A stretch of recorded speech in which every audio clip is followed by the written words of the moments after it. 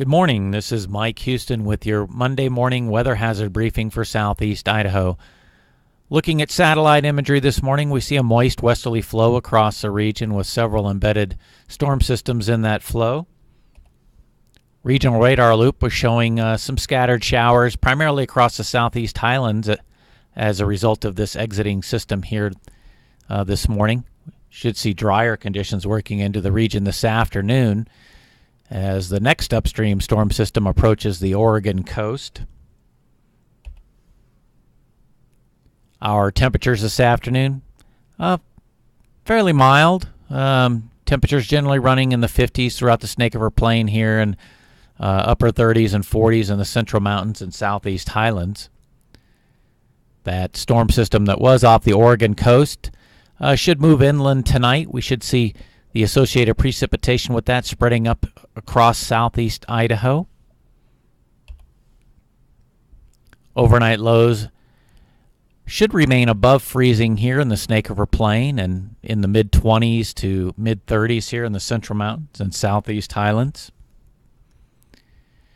As that storm system sweeps across the region tonight, we should see some increasing winds, especially towards tomorrow morning throughout the eastern Magic Valley and at least the southern Snake River Plain. Here we are looking at wind gusts of 20 to 30 miles per hour. By Tuesday evening, that storm system now working in and across the Wyoming border, we should see drier conditions spreading into southeast Idaho from the west.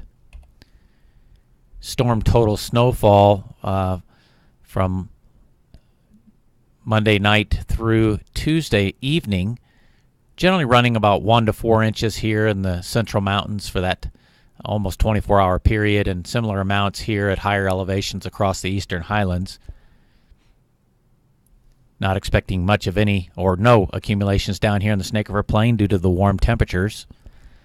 The 24-hour precipitation expected with that passing storm system, about a half an inch here, running up from the Utah border across the southeast highlands into Island Park, and a solid quarter inch here across the Central Mountains, maybe seeing some areas with half inch along the Montana border.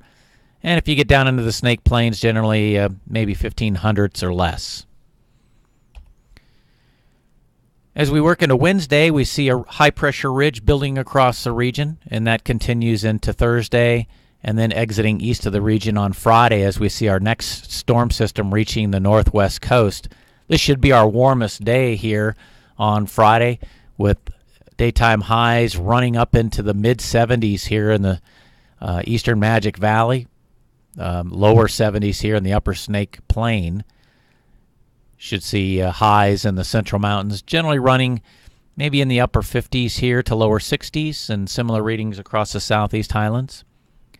As that storm system approaches, we'll see some winds beginning to pick up across the Snake River Plain late Friday afternoon, particularly Friday evening into Saturday morning, as this frontal boundary and upper trough sweep east along the Canadian border. Looks like most of the precipitation, the strongest precipitation, will be up into the Panhandle, but we will see some down here, even as far as the Snake River Plain.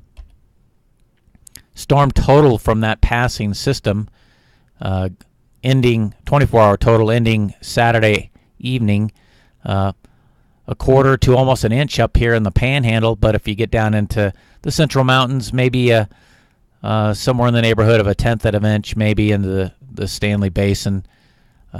Very little down here in the Snake River Plain, and maybe a tenth of an inch across some of the eastern highlands here along the Wyoming border. So not a very productive precipitation system, but certainly should be bringing warmer temperatures ahead of that. Once that system passes by on Saturday, we should cool back down to normal readings. Here we are looking at highs on Saturday, and this will probably continue into the early part of next week, but highs generally in the 60s in the Snake River Plain and 50s in the Central Mountains and Southeast Highlands. Here we are looking at Sunday afternoon, that storm system passing off to our east. Get a shallow ridge developing across the region for early next week, and even the next storm system looks like it's beginning to try to push in towards the northwest coastal waters here probably early next week. With all the activity, here we are looking at river observations currently this morning. See lots of greens and blues, basically meaning that there's nothing going on with our rivers right now. They're all behaving. But if we look at our 10-day forecast out of the Northwest River Forecast Center, we do see with that precipitation and those warmer temperatures, especially Friday, that should drive us up into possible flood conditions here on the Bigwood and the Portneuf by sometime next weekend. So we'll begin to look at possibly seeing some statements coming out about that potential in the coming days. That's all I had for you here this morning. If you had any comments, questions, or concerns, please give us a call here at the number on the screen. Thank you.